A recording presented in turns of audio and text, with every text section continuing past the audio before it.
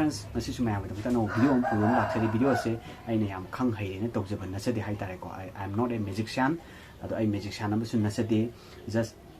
I know some lairikumba, some paruba Haitara, the magic to whom I am tutorial Haitareko, some quick jaruba, lairikumba, some paruba the kitang, I know mind reading Haitara, mind reading to the Kargasum, Kang Oya Haitareko, as I know college at the university, there's some Maruma bouncing a half class off Lagumba later.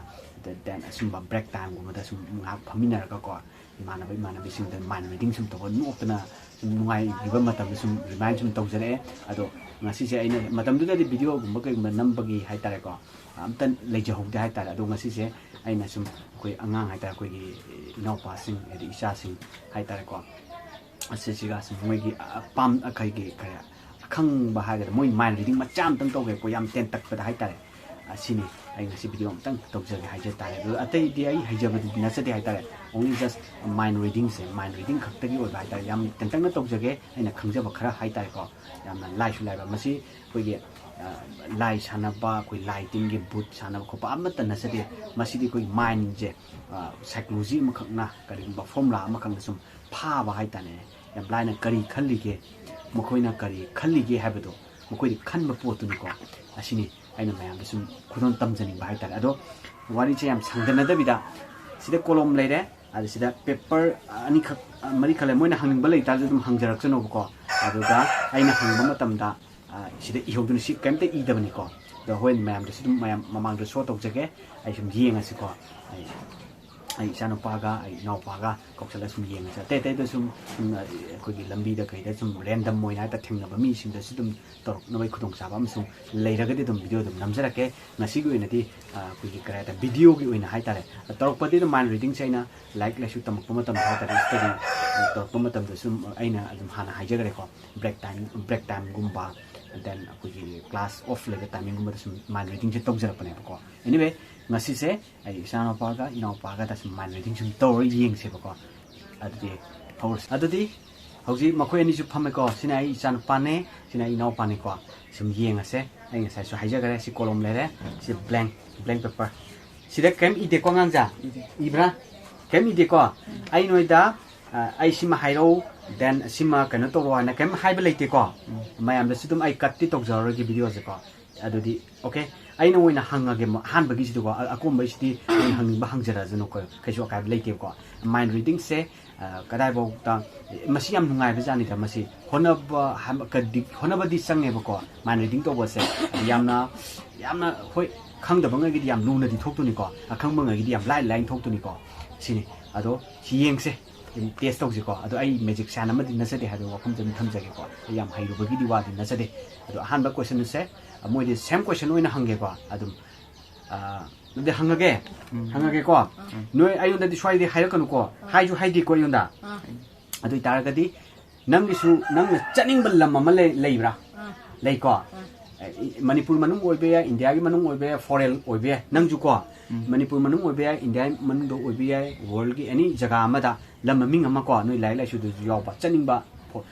koi photo da kai do ubal lam ma leirang ne ba ko adu do ayunda haire na khallo ko bamna sao ko camera da zu yenga hairo camera da haide wakhan na haira ba camera da hairo ko nang ju hairo ko camera da okay adi tadi ai musumu haige ko mayam da sinu khang me ne ayunda haigi ba lebra haide ko okay noi na sansa khang budun ko ado sigi se moina di haigre ko okay camera da munne yenga ga noi spelling to noi bam na ni ko to du ja loi ha ro ko loi ko okay adu di masai de so hai gare ko si paper se si blank ni ko se si blank ni ado sira ai si kolom le ko adu tar ga di noi namai da sona kan on tho camera na zu dum yeng jana ba ko mayam na ko kano to wi to de khang na ba o son on tho nang jo son on tho dan nang jo on thoi ko ahan ai na irak tu se si kan ide ko camera na sakini ko ai table multi thadre ko table thadre ai si dare dum ige ko se mayam una ba noi on thoi ko okay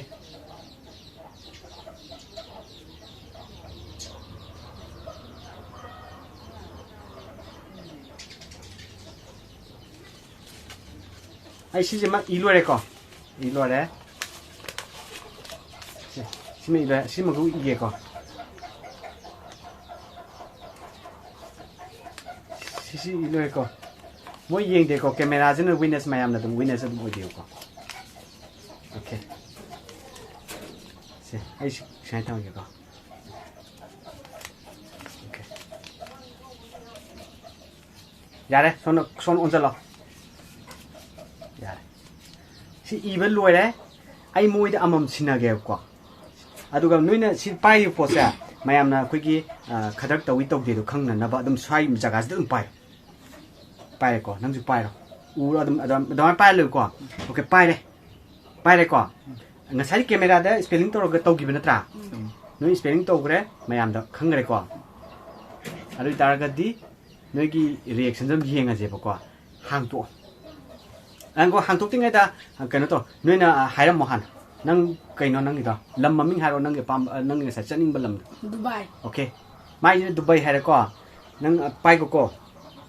ở đây cái đen nâng một hai rồi cây lâm nó cái Singapore ok anh muốn làm với ta đi cho nó đừng có mày làm gì đâu mà là Dubai hai đấy mà là Singapore hai đấy làm mà cái điều một số tụi này bao à đó yên là sẽ được hàng thuốc cái yên không mày làm được số tàu quoi ai table thầm mà tiệm ngoài đừng table thầm mong từ hai ta đây còn nhiều zoom vào cả mẹ cho anh à mày ăn được số to Dubai zoom mày có à đó si chỉ mà đi zoom mày hay là có ai đi làm cái đó bắt khát này hai ta là mà si chỉ mind reading sẽ coi cái máy tàu cái đó mà si yam na cái nó tàu hai ta là coi phone album đi chăng này bao co à đúng cả phone album chăng được cái army cái psychology chỉ khăm đồ này vậy đó mà si cái na mà khơi cái na sum tàu này coi street ta cái đó sum sao là cái mà tiếng tàu cái bao co mind reading tàu cái gì ai nó nói là hai cái bên lấy cái co si hai rồi na ngắt tiếng ngắt pra ok ai ta đi si na ai nó nói là làm hàng bani then nói là channing bakari kara hanga kera kho ke any hang oya hango men yang khang đi channing wa haro ok nang channing bagi to nang apa ma haro noi vào khăn đồng khăn na te nang channing bagi hai dur kai gi hai dur nang te channing ba hai dur ok nang channing ba ai jo mà hai cái channing khăn lại cái nào khăn ok moi no mo hang nge moi channing ba je mo hai ta re ko channing bagi jina ok 자 adi ta di se ai khuchida sida nang songning ba ma so aduga show kanda nang ne spelling to kwa nang chaning i poche kari no haibdo na bhana ni ko ayun hai hai ra ko ko haibde si khuchida mana show ba ma jo nang spelling to ro camera ji di dum le ko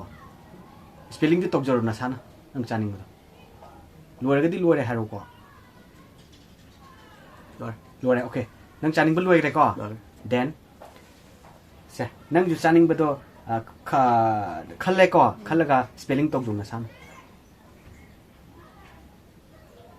rồi khá là có ok gì nghe gì mà có gì chứ mà số phận mà cái đi mày làm đó xong ai này video sẽ cắt tóc được video tóc rồi số phận mà cái đi chụp được này có ai chứ xong ai hôm nay giờ mình cũng mang đồ này mang đồ này bao có à rồi gì nghe sẽ cho nên bây giờ spelling tàu đấy khang nghe ok ta đấy then chỉ để sử dụng chỉ là chỉ blank này có sẽ nè ubi đấy có blank này gì nghe sẽ ya đấy ya bị then chỉ mà này adi tadi aina table mak thaugdra na hai tare ko table mak thaugdra na table de ige da bdon wata ismail i rage ko adi tadi no on tho mai do on the ko ai se i rage ko mayam khangnam ni ko ai chiting to wi to de do mayam dam camera jina witness oi bi ro ko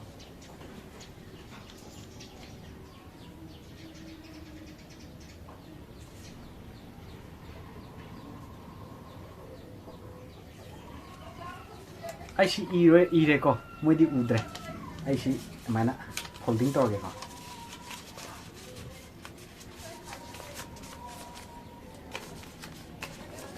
ma i lo gran dan si moi ge si blank ni ko i ge si ma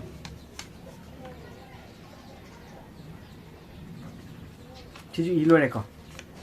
ki to pa ya re si i ba lo re ba ni na on cha lo ya okay si i ba lo re si pai re na sana nga sai khan gi badu ni ko ai on da su hai ki su karim like just ma gi moina khanja bado khutta so ga hai ba khakta ne ba ko yenga je masi chumbra chum da bra do lal ma ga dai chu chup tu ne ba ko maya ma mang si da adu aina sum hona jarak pa gi kano do hai tare ko pu mang du ne o anyway yenga se sumi or la le do adu da di na nga sai pam ja ba po to se ꯑꯩꯅ ꯄꯤꯔꯕꯅꯤꯀꯣ ꯁꯨꯝ ꯄꯥꯏꯌꯨꯀꯣ table ꯂꯩꯇꯕꯅꯤꯅ ꯃꯌꯥꯝꯗ ꯑꯗꯨꯝ ꯎꯠꯂꯨꯀꯣ ꯅꯪꯁꯨ ꯄꯥꯏꯔꯣ ꯑꯗꯨꯒ ꯃꯌꯥꯝ ꯃꯃꯥꯡꯗ ꯍꯥꯏꯔꯣ ꯑꯃꯃꯝꯇ ꯅꯪꯅ ꯄꯥꯝꯕꯗꯣ ꯀꯩꯅꯣ burger ꯑꯩ ꯏꯕꯗꯤ ꯂꯣꯏꯈ꯭ꯔꯕꯅꯤꯀꯣ ꯌꯦꯡꯉꯁꯦ ꯆꯨꯝꯕ ꯂꯥꯟꯕꯗꯣ ꯑꯩꯁꯨ ꯌꯦꯡꯁꯤ ꯇ꯭ꯔꯥꯏ ꯇꯧꯁꯤꯀꯣ ꯃꯌꯥꯝꯁꯨ ꯒꯦꯁ ꯑꯗꯨꯝ ꯇꯧꯕꯤꯌꯣ ꯅꯪꯒꯤꯅ ꯀꯔꯤꯕ burger 버거 오케이 마 버거 ꯆꯥꯅꯤꯡꯉꯦꯀꯣ ꯑꯩ 버거ꯗꯤ ꯄꯤꯈ꯭ꯔꯦ ꯂꯥꯟꯕ ꯆꯨꯝꯕ꯭ꯔꯥ ꯈꯪꯗꯦꯀꯣ ꯌꯦꯡꯉꯁꯦ 버거ꯗꯤ ꯄꯤꯔꯕꯅꯤꯀꯣ ꯍꯥꯡꯇꯣꯛꯀꯥꯟꯗ ꯌꯦꯡꯉꯁꯤꯀꯣ ꯗꯦꯟ ꯅꯪꯒꯤꯅ ꯀꯔꯤ chicken lollipop 오케이 치킨 롤리팝 ꯆꯥꯅꯤꯡꯉꯦ 치킨 롤리팝ꯁꯦ ꯑꯩꯅꯗꯤ ꯄꯤꯔꯦ 이름이 ꯄꯣꯠꯇꯣ ꯂꯥꯟꯕ ꯆꯨꯝꯕ꯭ꯔꯗꯤ ꯑꯩꯁꯨ ꯈꯪꯗꯦ ꯌꯦꯡꯉꯁꯤꯀꯣ ꯑꯗꯣ ꯍꯥꯏꯔꯤꯕꯁꯤꯡꯁꯦ ꯑꯩꯁꯦ ꯆꯨꯝꯅ 이름 ꯇꯥꯔꯒꯗꯤ ꯅꯣꯏ ꯉꯛꯀꯗ꯭ꯔꯥ ꯉꯛꯑꯣꯏꯗ꯭ꯔꯥ ꯉꯛꯀꯅꯤꯀꯣ ꯑꯗꯨ ꯑꯣꯏꯇꯥꯔꯗꯤ ꯅꯣꯏꯒꯤ ꯍꯌꯦꯡꯒꯤ ꯑꯩꯈꯣꯏꯒꯤ ꯑꯩꯁꯦ ꯊꯕꯛ सरकारगी थबक तौगद्रा देन एग्जाम जे पास तौरकद्रा हाइबगी जिजु खंगबई याम लाइराद्रा सिमा सुमम तारदे मसी लाइबा जानिको मयाम सि चुम चुमदा ददि अखोइगी मैजिक शानगैदि खंग माइंड रीडिंग तौबा हाइबा कांगमु वेदुल खंगवनेबको अदो आई याम एक्सपर्ट ति नते मैजिक शान अमसु नते तौबदो माइंड रीडिंग जे खितंग फॉर्मुला अमका होय ꯑꯩꯅ ꯁꯨꯝ ꯂꯥꯏꯔꯤꯛꯇ ꯀꯩꯗ ꯗꯦꯟ ꯑꯇꯣꯞ ꯑꯇꯣꯞꯄ ꯃ꯭ꯌꯨꯖꯤꯛꯁꯤꯌꯥꯟ ꯃꯌꯥꯝꯒꯤ ꯇ꯭ꯌꯨꯇꯣꯔꯤꯌꯦꯜꯗ ꯁꯨꯝ ꯌꯦꯡꯖꯔꯨꯕꯗꯒꯤ ꯐꯪꯉꯛꯄ ꯅꯣꯂꯦꯖꯇꯨꯅꯤꯀꯣ ꯑꯦꯅꯤꯋꯦ ꯑꯗꯨꯗꯤ ꯍꯥꯡꯇꯣꯛꯑꯒ ꯌꯦꯡꯉꯣ ꯃꯌꯥꯝꯗ ꯑꯗꯨꯝ ꯁꯣ ꯇꯧꯀꯣ ꯌꯦꯡꯉꯣ ꯆꯨꯝꯕ꯭ꯔꯥ ꯆꯨꯝꯗꯕ꯭ꯔꯥꯗꯣ ꯑꯩꯁꯨ ꯁꯨꯝ ꯀꯔꯤ ꯍꯥꯏꯇꯥꯔꯦ ꯁꯨꯝ ꯇ꯭ꯔꯥꯏ ꯁꯨꯝ ꯇꯧꯕꯅꯦ ꯍꯥꯏꯇꯥꯔꯦ ꯚꯤꯗꯤꯑꯣ ꯑꯣꯏꯅ ꯆꯨꯝꯃꯤ ꯑꯣꯔ ꯆꯨꯝꯗꯦꯗꯣ ꯃꯌꯥꯝꯗ ꯑꯗꯨꯝ ꯍꯥꯏꯌꯨꯀꯣ ꯀꯃꯥꯏꯅ ꯈꯪꯉꯤꯅꯣ ꯀꯃꯥꯏ ꯈꯪꯉꯤꯅꯣꯅꯦ ꯃꯌꯥꯝꯗ ꯁꯣ ꯇꯧꯋꯣ ꯃꯌꯥꯝꯗ ꯁꯣ ꯇꯧꯀꯣ ꯆꯨꯝꯃꯦ ꯑꯩꯒꯤ ꯆꯨꯝꯕ꯭ꯔꯥ burger ओके अदु तादी चुमदी चुममेबको आइदि सोगेदरा पाखलुबने अदु आई याम हाइजबदि नचदिको चुमदी चुमनारेको ओके कमाइनो मसी माइंड रीडिंग तौबा हाइजे यामना कन तौबने सु लाइकुम कइगुमदि पाबदि खंगैने फॉर्मुला जे नोइना खंगि खल्लि वाखन म्यामदो मदु आइना लोइ खंतोइनेबा तास तौबदगी खौबदगी को दि मतुंग तारपदे random Moina थेंगनाबा मीगा हाइतारे mind reading तौबगी video सु दुम थागतचरके अदु आइना सु हाना दुम हाइगरेको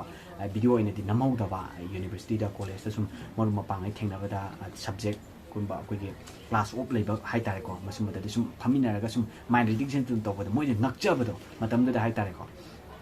अदो आइना सुम लाइक कुंबा पाबा अदगी म्यूजिशियन तौबा ngैगी बा यूट्यूब दा कइदा दुम संतोकपनेबो ट्यूटोरियल जे मसि यंगजरुबदि फंगपा नॉलेज तुनि हाइतारे अदो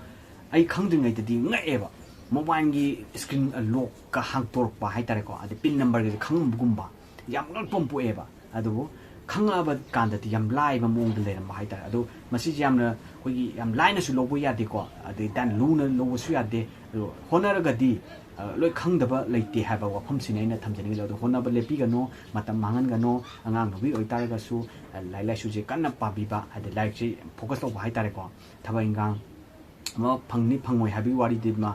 tongana leigraga haitare like sidi hona da baya de haibo wafam je matam mangan baje chuam pamjade haitare ko ai side ge haitare hona bele piganu haibo wafam je thamjage aduga akoigi mind reading si yam nungai bamna kamai toge da akoigi mi gi reaction je moina angang oi bagi reaction je pi bangam da bane ang ko haite mature oi ba mi mo no ko ta di reaction je pagana piraka da bane ba as moigi ase pi macha da ga yengo da as moi boyfriend je kamai to no khopna yam hange ba ko adum pi bi me ba moi harau je ba haitare मसीजे अदुगी exam जिना pass तौरकद्रा अदगी then थब अमा success ओइगद्रा खोटकद्रा हाइबन चिंबगी याम हंगे माइंड रीडिंग तौबसिदा मखन मखन ने एना सुम आइगी जर्नी हाइतारे सुम लाखपसिदा हाइतारे माइंड रीडिंग से अदो वीडियो ओइना दे आइसु संतोपै तंजा नंबै तंजा दु लैगिदे हाइतारे मतमदुदा हाइतबा हाइते इकाइबना हाइतारे को अदो हंतक मरकसिदा दे वीडियो जे सुम नमपदे केमेरा ममांगसिदा सुम ngame हाइतारे माइजे कंखले आइसु को अदो मतुंग तापदे मखन मखन तौरके हाइतारे को sum ayondaga sum harakpa lay sin suba je laira ta legana ai yam hailbai na se de ko du haijan ba sidi loi kanai haibo wafam se ngasi gi video sida thamja ga haitar loi haigadam ne nupa osinu nupi osinu hirom khudimakta aina pamjabadi matam mangan da ba like ta kanna focus to bi haitar like se kanna par ga hing lor kan thawak phangni thawak phanghong ta ta ga smai to ko pana negative sense khanbi ga no like tam se thawak phangnabagi natte ba khangba मी खुदी मी चामा तमगा चामा थबक ओयदि कमाइ तोने कोइ आ लौ सुबिनबे लौ थबक सुबिनबे लैरोबा अदुना like तमिसिना करिनो थबक पुसुरगा सु मचु ताबा दो थबक तौरगा सु मचु ताबा थबक सुरगा सु मचु ताबा high तारेको perfect ओइबदुने अखोइना पामछि नुपि ओसिनु नुपा ओसिनु सिनि अदु ngasiगि भिडियो से मतांग से लोसन जागे अदु नोइ ngakpadi phawbra तसेंगे असेंबदि aduna noi du sai na hela da bane ngasi am numi sidagi ai tambi ge ko ai du loi tambi ba ngak tane ba ngasi bukta ai khaga de de si man reading ji tamang ge noi da ko atai tai computer ge oju like ju dum tamang ani da ko adu aina tak ba je haide haigan bra ꯍꯩꯒꯠꯂꯦ ꯀꯣ okay ꯑꯗꯣ ꯃꯌꯥꯝꯁꯨ ꯈꯪꯗꯕ ꯑꯗꯨꯝ ꯍꯪꯕꯤꯔꯣꯀꯣ ꯑꯗꯣ ꯑꯩꯅ ꯑꯩꯈꯣꯏꯒꯤ command ꯀꯩꯗ reply ꯄꯤꯔꯛꯇꯕ number ꯄꯤꯔꯛꯇꯕꯗꯣ ꯉꯁꯤꯒꯤ ꯚꯤꯗꯤꯑꯣꯁꯤ ꯈꯨꯊꯥꯡꯗ ꯁꯨꯝ ꯑꯩꯅ ꯁꯨꯝ ꯁꯤꯌꯔ ꯇꯧꯖꯍꯧꯒꯦꯀꯣ ꯑꯩꯒꯤ ꯀ꯭ꯂꯦꯔꯤꯐꯥꯏ ꯇꯧꯖꯒꯦ ꯅꯝꯕꯔꯃꯛꯁꯤꯗꯤ ꯅꯨꯡꯉꯥꯏꯇꯦ ꯍꯥꯏꯇꯥꯔꯦ ꯑꯩꯒꯤ ꯏꯟꯁꯇꯥ ꯂꯩꯕꯅꯦ ꯑꯩ ꯁꯤꯗ ꯃꯈꯥꯗ ꯏꯔꯦꯀꯣ ꯏꯟꯁꯇꯥꯁꯤꯗ ꯑꯗꯨꯝ ꯂꯥꯏꯟ ꯂꯧꯕꯤꯔꯛꯑꯣ ꯑꯗꯨꯝ ꯈꯪꯗꯕꯗꯣ ꯇꯥꯟꯅꯁꯦ ꯍꯥꯏꯇꯥꯔꯦꯀꯣ ꯑꯗꯨꯒ ꯑꯩꯈꯣꯏ ꯌꯥꯝ ꯀꯩꯅꯣ ꯇꯧꯕꯗꯤ ꯑꯩ ꯊꯕꯛꯁꯦ ꯌꯥꯝ ꯆꯤꯟꯕꯁꯤ ꯑꯣꯏꯀꯣ ꯃꯣꯕꯥꯏꯜ ꯐꯣꯟ ꯄꯥꯏꯕ ꯗꯦꯟ ꯂꯦꯞꯇꯣꯞ ꯄꯥꯏꯔꯒ ꯁꯨꯝ ꯀꯩꯅꯣ ꯇꯧꯕꯁꯦ ꯑꯩ ꯁꯪꯖꯗꯦ ꯍꯥꯏꯇꯥꯔꯦꯀꯣ ꯊꯕꯛꯅ ꯑꯩꯕꯨ ꯈꯪꯕꯤ ꯃꯤꯗꯤ ꯍꯥꯏꯇꯥꯔꯦꯀꯣ ꯑꯗꯨꯝ ꯈꯪꯉꯝꯒꯅꯤ ꯊꯕꯛ ꯌꯥꯝ ꯆꯤꯟꯖꯩ ꯍꯥꯏꯇꯥꯔꯦꯀꯣ ꯉꯥꯏꯍꯥꯛ ꯁꯪꯕꯗ ꯀꯩꯅꯣꯝꯃ ꯍꯥꯏꯇꯥꯔꯦ ꯊꯕꯛꯁꯦ ꯌꯥꯝ ꯂꯩꯈ꯭ꯔꯦ ꯑꯩꯒꯤ ꯊꯕꯛꯁꯦ ꯂꯥꯡꯐꯥꯡ ꯌꯥꯝ ꯂꯩꯈ꯭ꯔꯦ ꯍꯥꯏꯇꯥꯔꯦꯀꯣ ꯑꯈꯪꯕꯅꯗꯤ ꯑꯗꯨꯝ ꯈꯪꯕꯤꯔꯝꯒꯅꯤ ꯑꯗ ꯑꯩ ꯋꯥꯔꯤꯁꯤ ꯌꯥꯝ ꯁꯥꯡꯈ꯭ꯔꯦ ꯃꯥꯏꯟ ꯔꯤꯗꯤꯡ ꯇꯧꯕꯗꯤ ꯍꯦꯟꯇꯣꯛꯑꯃꯅꯤ ꯋꯥꯔꯤ ꯃꯌꯥꯝꯁꯦ ꯃꯌꯥꯝꯗ ꯈꯪꯍꯟꯅꯤꯡꯕꯒꯤꯅꯤꯀꯣ ꯑꯗꯣ ꯉꯁꯤꯒꯤ ꯃꯇꯥꯡ ꯑꯁꯤ ꯂꯣꯏꯁꯤꯟꯖꯔꯒꯦ ꯃꯇꯨꯡ ꯇꯥꯔꯛꯄꯗꯗꯤ ꯅꯨꯡꯉꯥꯏ ꯅꯨꯡꯉꯥꯏ ꯚꯤꯗꯤꯑꯣꯒ ꯂꯣꯏꯅꯅ ꯑꯃꯨꯛ ꯂꯥꯛꯆꯒꯦ ꯉꯁꯤꯒꯤꯗꯤ ꯀꯥꯏꯅꯔꯁꯤ